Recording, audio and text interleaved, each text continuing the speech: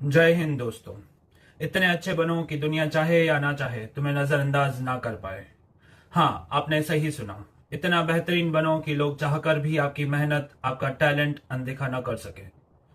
सोचो, लाखों लोग गाना गाते हैं, लाखों लोग लिखते हैं, बोलते हैं, एक्टिंग करते हैं, लेकिन याद सिर्फ कुछ ही लोगों को किया जाता है। क्यों?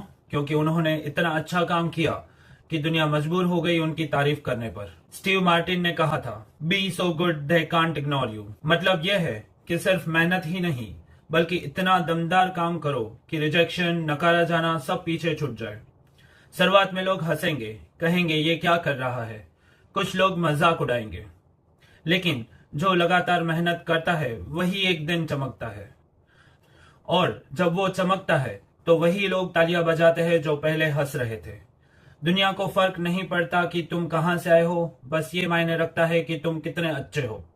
तो आज से अपने काम में इतना दम भर दो कि दुनिया तुम्हें अनदेखा न कर पाए, क्योंकि असली टैलेंट छुपता नहीं, वो चमकता है, बुलंद होता है और सबको प्रेरित करता है। इतने अच्छे बनो कि दुनिया को आपको मानना पड़े। दोस्तों, अगर ये बात आपके दिल को लगी हो तो अभी लाइक, शेयर और सब्सक्राइब करो। मैं हूं आपका दोस्त समीर और आप देख रहे हैं विक्ट्री वाइब्स। जय हिंद।